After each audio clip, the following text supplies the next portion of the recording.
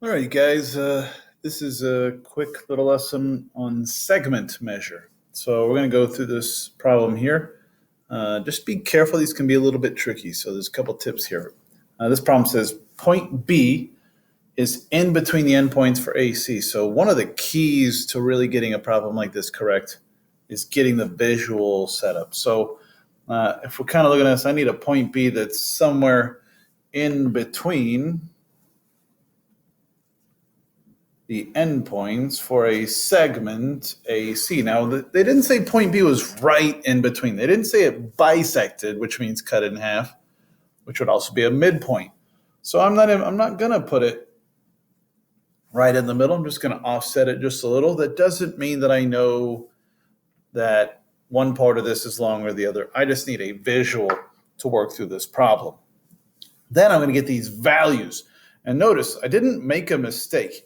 Here, when we're naming an object, segment AC, we have the segment item above the 2 points we used to name that line.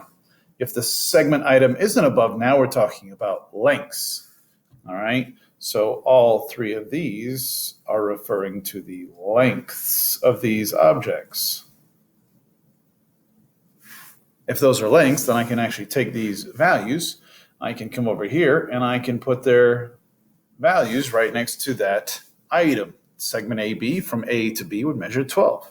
From B to C, that's 2x plus 4. And somehow I need to make a note that from A all the way to C is 6x minus 4. Now, this can be a little bit difficult to see because some of you are stuck in some sort of a pattern from last year that, oh, I should take these x items and set it equal. This year, we don't have those kinds of rules. You need to make an equation that makes sense to you. There's no way that this piece here has to equal this piece here, so I'm not going to set those equal to each other. The only thing that I know has to be happening is related to what's called the segment addition postulate, which was on our last test. A postulate is something so simple nobody would ask you to prove. The segment addition postulate just says that if I take the distance from A to B and I add it to the distance from B to C, well, that should equal the distance from A to C. So this is an equation that should make sense to us.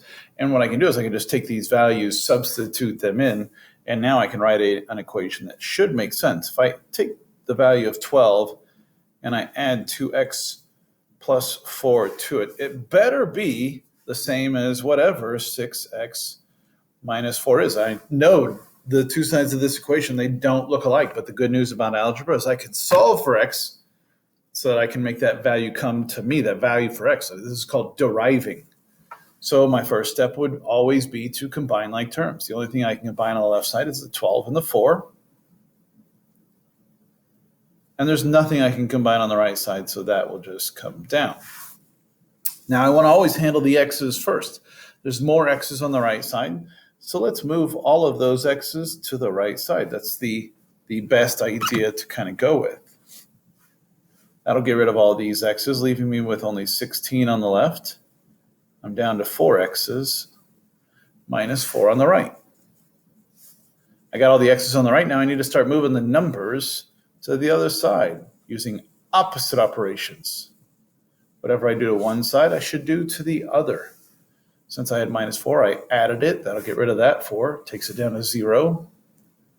I'm left with 4x on the right, 20 on the left. Only one more number to get rid of. That's multiplication in between those two. So the opposite operation would be division.